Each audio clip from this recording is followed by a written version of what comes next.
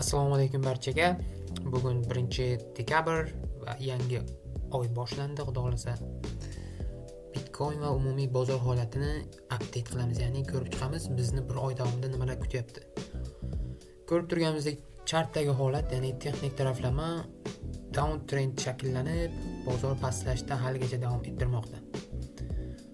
Hozirgi asosiy qilishimiz kerak bo'lgan ish albatta oylik shamdan boshlab holatni ko'rib chiqishimiz kerak bo'ladi. Minimumlarni belgilab oladigan bo'lsak, mana bu minimum 49351 va 74393 zonalarda har safar bozor qayta tiklanish modelini hosil qilgan. Asosiy market strukturamiz haligacha globalni oylikda uptrendda, lekin hozir tushish qilyapti. Agar mana shu holat 70 ming, misol uchun 74 mingni buzadigan bo'lsa va model yana o'sish beradi, misol deylik 100 ming oralig'ida mana bu yerda katta FVga hosil bo'ldi va bozor yana pastlaydi deyarli olinmagan nuqtalargacha. Bu 38 ming zonalar, 40 ming zonalar bo'lish ehtimoli juda ham yuqori bo'ladi. Qachonki bizda mana shu model hosil bo'lsa. Va hozircha bu model hosil bo'lgani yo'q, bundan qo'rqishimiz kerak emas. Ana endi bir narsa e'tibor qiladigan bo'lsak, har doim bozorda mana bu qismlarda asosiy tushish bo'lgandan keyin yana bitta pastki likvid olinish nuqtalari bo'lgan. Mana bu yerda bitta tushish bo'lgandan keyin yana likvid olingan, mana bu sweep qilinadigan zonalar. Mana buni yechgan. Ko'rib turganingizdek. Va mana bunisini ham yechgan. Xo'p, salgina o'tkazamiz. Ana endi men qarashim hozir yana mana shu nuqtani yechib, yana yuqorilash modelini ko'rishimiz ehtimoli bor.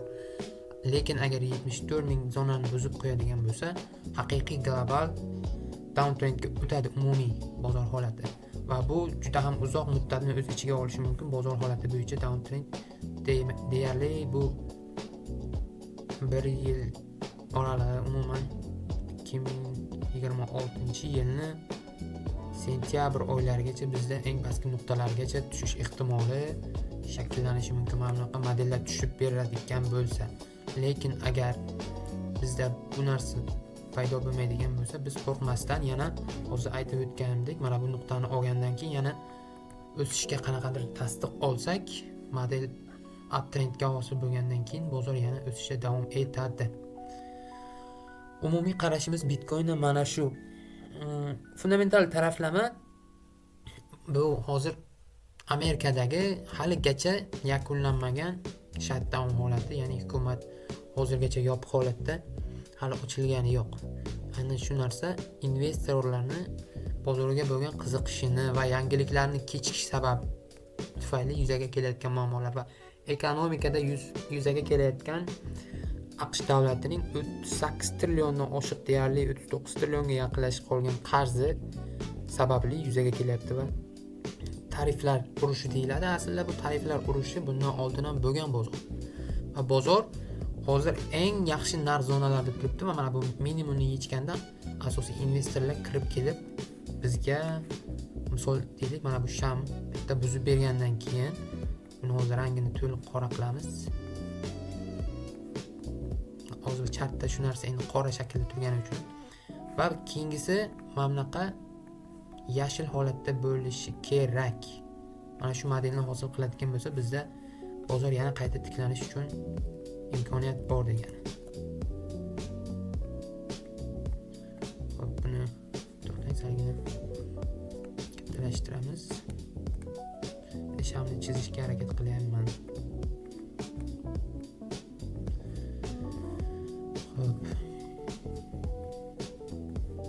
Mana shunaqa sham hosil bo'lib berish kerak bizga, ya'ni trend yana yuqoriga shakllanishi uchun.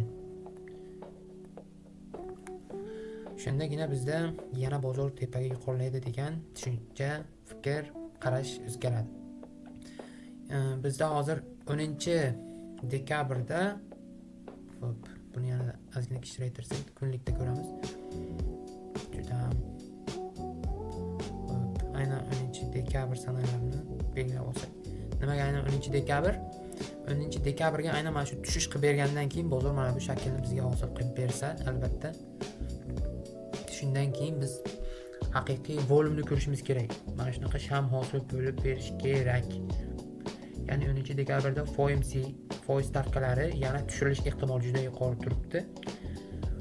O'tgan safar ham tushish bo'lgandi. Xo'p, o'tgan safargisi 29-oktyabrda bo'lgan edi. Mana shu nuqtalarda bo'lgan edi va bozor bundan oldingi tajribalardan kelib chiqib turib 29% tushishdan keyin, lekin albatta o'sish modeli berish kerak edi, yana kamida 15-20%. Lekin 14% gacha o'sish qilib berdi.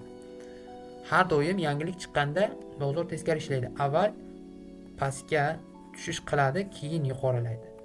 Hozir ham shu narsa kutilyapti. Shunaqa vaziyatda turibmiz. Buni ozcha o'chirib turaman, bizga kerak emas. Buni o'chirdik. Ana shu holat yuzaga keladi. Katta ehtimol bilan bu FVG zonalar trendni pastga davom ettirishni ko'rsatyapti. Mana bu nuqtani oladi va yuqoriga qanaqadir model berish kerak bo'ladi. Hozirgi kunlikdagi mana bu maksimum va mana bu minimum holatda turibdi. Mana shu maksimumni yangilashimiz lozim bo'ladi. Keyingi uptrend hosil bo'lishi uchun albatta kunlikdagi holatda va kichkina time frame'larda ham xo'p. Kichkina time frame'da ham asosiy mana shu modellarni yaqinda men bu yerda signal bergandim. Kanalga 5% yurish qilib berdi, to'liq profit urildi. Albatta kanalda albatta ko'rib chiqishingiz mumkin bo'ladi. Hozir bizga kerak bo'ladi. Adashimiz USDT dominans holatini ko'rishimiz kerak. Bugun kanalda tashlagan edim. Haftalikda ko'ramiz. Mana shu blok yaxshigina ishlab bergan bundan oldin. Birangina to'qilamiz. Mana shu blokdan hozir sham tanasi bilan buzib tepaga yuqorilayapti. Va mana bu nuqtani yaqinda olish kerak edi, olmadi. Hozir ikkita teng tepalik hosil bo'lyapti. Equal high deyiladi. Teng tepalikni albatta bozor olish kerak bo'ladi. Likvid yig'ilgan zona hisoblanadi. Endi ya'ni bu USDT dominans bozordagi USDT ning holati. Hozirgacha USDT bosib chiqarilgani yo'q. Umuman hamma investorlar pullarini USDT ga o'tkazyapti. Mana shu narsa bizga ayon bo'ladi. Hozirgi holatda mana bu ishlamagan FVG zonadan kuchli qaytarilish bo'ladi albatta. Lekin yana bitta tarafi bor. Bu zonani to'liq buzib o'tgandan keyin mana bunaqa model ham hosil bo'lishi mumkin. Tepaga urilgandan keyin bu support zonaga aylanib qolib yana yuqorilash ehtimoli ham bo'lishi mumkin. Lekin agar pastga tushish kerak bo'ladigan bo'lsa, buni tezlik bilan olib turib pastda yopilib mana bunaqa model berish kerak. Ya'ni bozor haqiqatan ham bizga uptrendni hosil qilish uchun, ya'ni USDT dominans tushuntirib o'tganman avvalan, har doim bozorga teskari holatda bizga ishlaydi. USDT dominans ko'tarilyaptimi, bozor tushadi. USDT dominans tushyaptimi, bozor albatta ko'taradi. Mana shu model kerak bizga.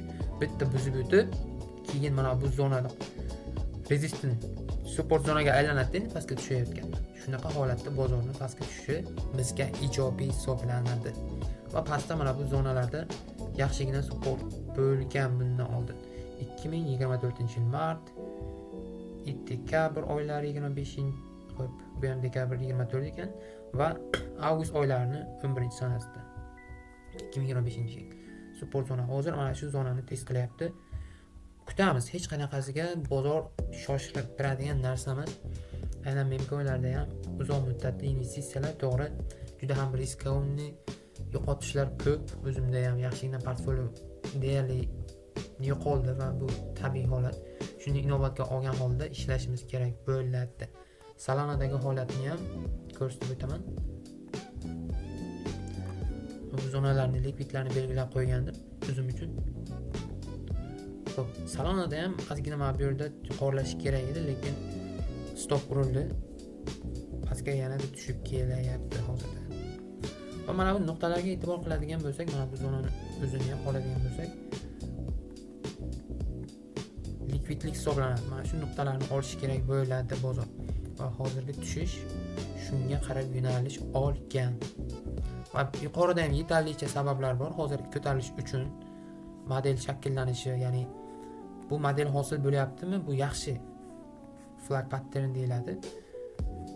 Shunaqa idealni ishlab bermasa ham mana shunaqa model hosil bo'lyapti. Keyingi uptrend hosil bo'lishi uchun bundan oldin ham shunaqa modellar bilan bozor tushish qilib bergan. Ortiqcha narsalar har doim o'chirilishi kerak.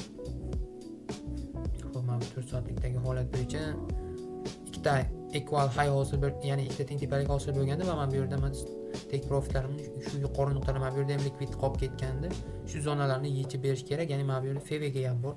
FVG 0.5 gacha hech bo'lmaganda ishlab berish kerak edi. Endi bu texnik taraflama bozor holatiga bo'lgan qarashim salanadi. Ana shu zonagacha take profit qo'yilganda va ozgina yurish qilib 3% dan keyin stop qo'yildi. Hech qisi yo'q. Ana shu stop bilan kirish ham bizga aslida xavfsizlikni ta'minlab beradi albatta. Va mana bu nuqtalarda hozir likvidlik yig'ilgan, mana bu nuqtalarni albatta yechadi bozor.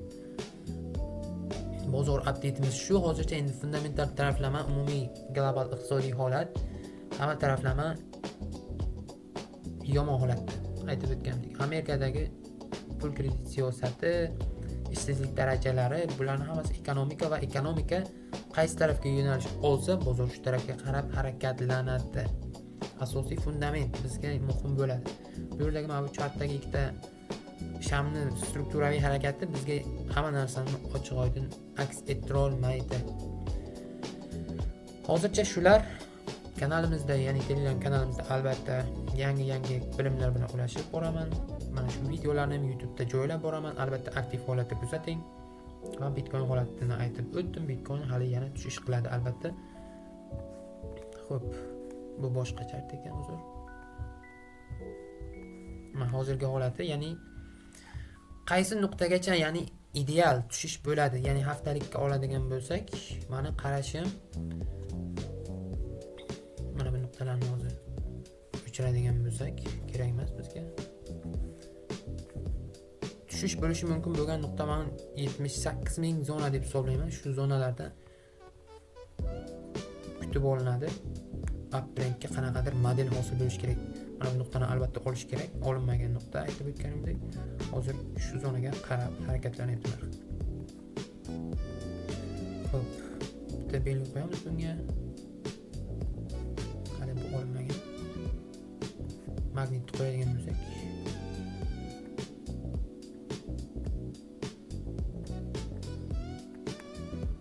buni o'zgartirish kerak. Mana bo'ldi. Bizga mana shu zonalarda realni qanaqadir model berish kerak Bitcoin, ya'ni davomiy uptrend hosil bo'lishi uchun. Agar bu zona mana aytib o'tgandek 74.000 ni buzadigan bo'lsak, bu yerda bozorga umuman 200 kun, deyarli 6-7 oy qaramasak ham bo'ladi, to'g'rirog'i. Bozor shunaqa model hosil bo'lsa agar, va hozircha biz uptrend hosil bo'lishini kutamiz. Mana shu holatini nusxalab olamiz va buni kanalga joylaymiz. Xudo xolasa video foydali bo'lgan bo'lsa, xudo xolasa like, komment bosib qo'llab-quvvatlang, izohlarda o'z fikringizni bildiring va biz albatta mana shunday o'z bilimlarimiz bilan bo'lishda davom etamiz. Sog' bo'ling.